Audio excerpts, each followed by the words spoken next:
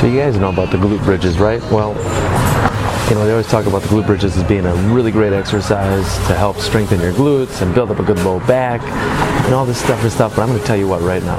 I think that the glute bridges had a big problem. They still have a big problem, but there's a solution to that problem. I know when I first was introduced to the glute bridges, I honestly thought that they were probably one of the stupidest exercises I've ever seen. I can never really fully grasp this whole, instead of lifting something off the ground, we're going to have you lie on your back and pick your butt up.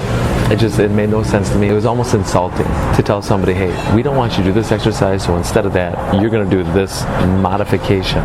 Insulting. That's what it is.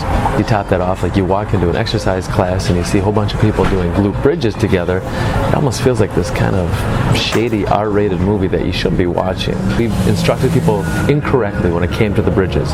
We tell them, yeah, sure, lie on your back, hook lying position, knees are bent, feet are flat. Now, that's going to resemble your hinge as you're standing up.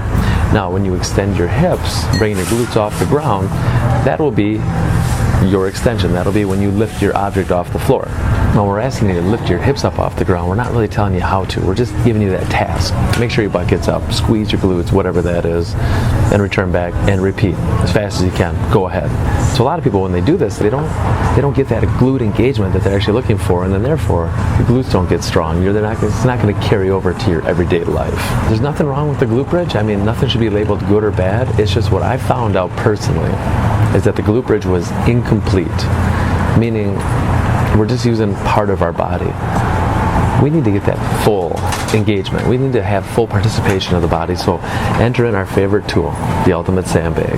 Now, holding the ultimate sandbag, when we pull those handles off the side of our ultimate sandbag, that gets that lat engagement now. Now we're increasing the participation in our body. The feet are going to be very important when it comes to the glute bridge. We want to actually make footprints in the ground. So I'm gripping hard into the floor, and I'm not raising my hips up. What I'm doing is I'm pushing the floor down, pulling the ultimate sandbag apart, and as a response, my hips rise. I don't have to tell you to squeeze your glutes, because if you're properly pushing into the floor, those glutes are already squeezed, and now we're connecting chains. We're connecting upper body to lower body, making you stronger, making your movement more efficient. So why now wouldn't you want a glute bridge? But if that glute bridge is too easy, you know how we're going to change it up? We're going to have you pick up 1 foot at a time.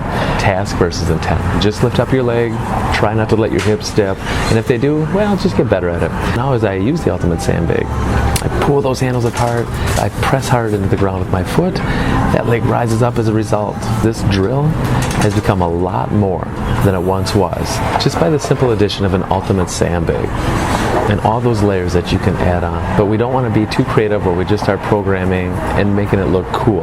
People have to earn their progressions. They have to be able to show mastery and demonstration of one level before they move to the next level. It's a great movement, no doubt. Incomplete in the beginning, but we've completed it now with the DVRT USB glute bridge. Until next time, I hope I'm in my regular seat.